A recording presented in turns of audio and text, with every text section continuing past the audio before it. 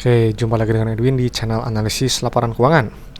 Kali ini saya bahas resource alam Indonesia, ya KKGI 2026 Q1. Kalau teman-teman ada analisis yang lebih lengkap, lebih akurat, langsung aja tulis di kolom komentar ya. Oke, kita lihat KKGI ya, satuannya USD. Kita ubah dulu USD. Oke, kita lihat dulu untuk lihat bagian dividen ya. Entar tunggu, ini yieldnya besar juga ya, 12% ya, PDR di 8 kali. Jadi kalau misalnya kita mengandalkan dividen, kita itu udah balik modal dalam kurun waktu ya katakanlah 8-9 tahun ya. Ini belum termasuk kenaikan nilai ya, agak out dikit. Oke ya, kita lihat untuk lihat bagian dividennya. Ini saya rasa adalah perusahaan yang baik karena riwayat bagian dividennya jelas gitu ya. Cuman yang terpenting ini aja, yang terbaru ya 2024, 2023, 2022 ya. Nah, dan sampai ke bank nih, sampai ini cukup jelas tuh sampai 2019 ya. Jadi perusahaan tuh harus bagi dividen seperti ini. Kenapa? Karena perusahaan bagi dividen itu adalah perusahaan yang memang sudah terbukti profit dari bisnisnya dan juga punya kondisi keuangan yang sehat ya. Nah, untuk yang terbaru nanti dividennya gimana gitu tahun buku 2022 nanti coba teman-teman lihat aja gitu di berita-berita yang terbaru ya gitu, apakah nanti bagi dividen atau enggak gitu. Cuman kalau seperti ini nih saya rasa layak untuk dilihat lebih lanjut ya. Oke, berikutnya kita langsung lihat untuk kas tara kasnya ya. Yang ini lainnya penting melihat kas tara kas untuk melihat jumlah uang yang ada dalam dompet perusahaan. Nah, si kas tara kasnya di sini turun 7,8 juta USD, setara 18% ya turunnya. Nanti kita lihat di laporan arus kasnya. Berikutnya kita langsung ke ekuitas, langsung ke saldo laba ya. Yang ini nilainya penting untuk melihat total akumulasi keuntungan yang telah dihasilkan perusahaan dari semenjak perusahaannya pertama kali berdiri sampai sekarang 2026 Q1 ya. Nah, jadi si KKGI sampai 2026 Q1 telah profit sebesar 182 juta USD di luar dividen yang telah dibagikan. Ya, jadi ini bagus, saldo labanya positif dan ada dividennya, artinya perusahaan ini nggak cuma untung di atas kertas aja ya. Berikutnya ke ekuitas, yang ini nilainya pindahkan dulu. Ini tenggorokan saya memang agak nggak enak sedikit ya, cuaca lagi kurang bagus. Oke ya, di sini rasio saldo laba terhadap modal awalnya negatif ya. Kenapa? Karena di sini ada selisih kurs ya. Jadi kita ubah rumusnya ini dengan rumus yang sebenarnya ya, yang modal awal beneran gitu. Jadi ini kita saldo laba gitu ya dibagi dengan modal awalnya. Modal awal itu ada ini ya, 24 juta sama tambahan modal di store ya, pakai ini modal awalnya. Jadi kita pindahkan dulu. Satu lagi tadi saldo laba dibagi dengan modal awal ya. Oke. Nah, di sini kita lihat ya, rasio saldo laba terhadap modal awal di 7,4. Artinya KKGI ini telah profit sebesar 7,4 kali modal awalnya ya di luar dividen. Jadi ini bagus nih, udah balik modal jauh ya, nilai udah di atas 1 lebih gitu.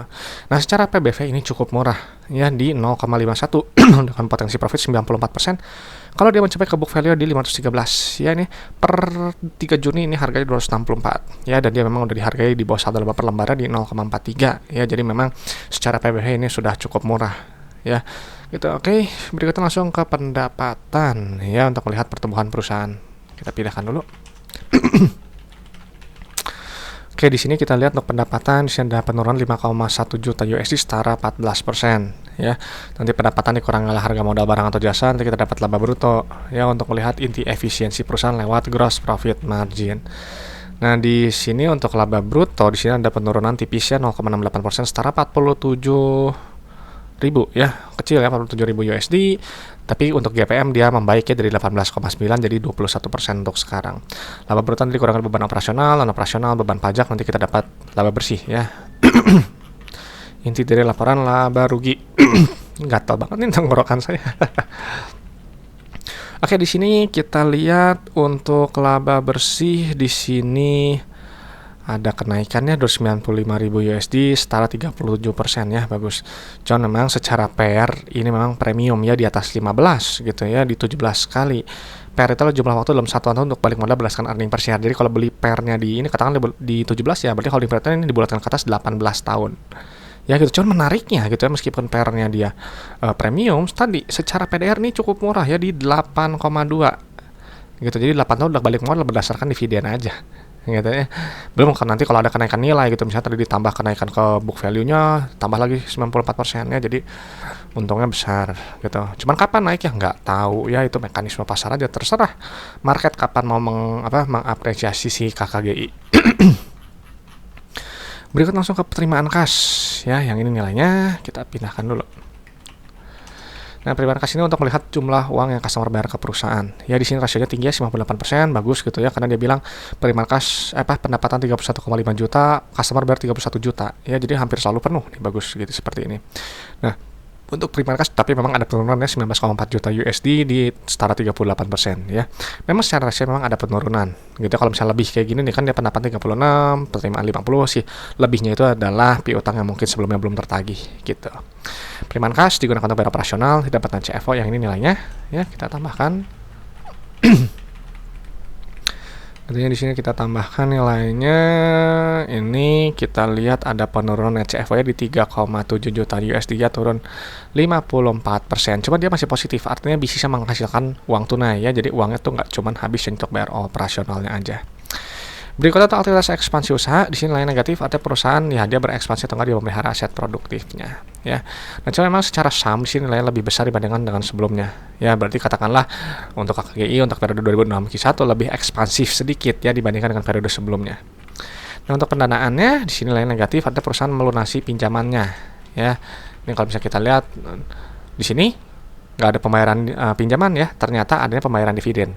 Ya, jadi tadi negatif itu kalau nggak dia pembayaran dividen atau nggak pembayaran utang atau pelunasan utang. Ya, nah ini bagus ya, perusahaan ini adalah perusahaan yang pro kepada pemegang saham karena dia ada 4 cara perusahaan itu memperkaya pemegang sahamnya. Yang pertama jelas bagi dividen ya, bukti keuntungan gitu. 2 ekspansi, 3 pelunasan utang gitu, beban bunga makin kecil, EPS makin besar gitu, dividen per share juga nanti sisanya makin banyak ya, dan juga jelas tadi treasury ya, ada saham treasury gitu di atas nih, kalau nggak salah ada treasury deh ya. Nah, ini akan mengurangi jumlah saham beredar ya, sehingga EPS dan DPS-nya lebih besar lagi ya. Mana tadi kalau ada di ekuitas ya, tadi ada treasury. Nah, tuh ya, tuh mengurangi modal dia. Bagus ya, ini perusahaan yang pro kepada pemegang saham saya rasa ya. Oke, di sini berarti polanya bagus ya. Di sini polanya plus min dan ada penurunan kas tara kas ya. Artinya perusahaan ini KKGI ya, dia nggak mau menahan kelebihan kasnya, nggak mau menahan keuntungannya sendiri, dia bagikan aja dalam bentuk dividen. Ini bagus ya, pola kas yang sangat sehat. Nah, berikutnya kita lihat resiko bisnis berdasarkan aset lancar, berdasarkan likuiditas dan solvensi ya. Kita pindahin dulu aset lancar.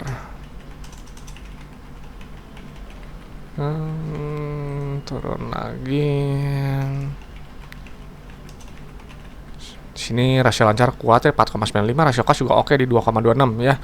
Kewajiban jangka pendek 15,2 juta, kas tara kas 34 juta ya, mudah dilunasi ini ya, nggak ada masalah ya, nggak ada masalah likuiditas. Untuk short term debt, utang usaha lain-lain, utang pajak bukan ada utang bank aja. Cuma satu ini aja ya utangnya ya. Ini rendah resiko sih, karena ini kecil ya utangnya. Ini coba saya cek lagi ya, utang usaha lain-lain pajak kan ya, satu jaminan jangka pendek nggak cuma satu aja ya, tuh lihat 164 kali ya rasio kas terhadap short term debt-nya ya. Utang ke bank 209.000, uang di dompetnya 34,5 juta USD ya, nggak ada masalah likuiditas, ini sangat kuat ya gitu. Berikutnya untuk liabilitas kita pindahin dulu ya, sama untuk long term debt-nya dulu ya, kita isi dulu long term liabilitas, kontrak pembayaran kerja, banyak pemasukan, provisi, utang bank aja ya, ini satu aja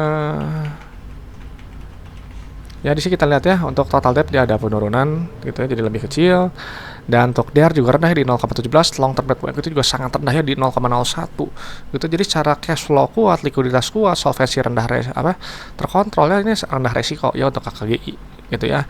Dan setelah dipindahkan data keuangan, ini adalah perusahaan yang saya rasa baik ya, ada dividennya jelas, ada bukti keuntungan gitu, terbukti profit, ada nilai tambah untuk pemegang saham ya.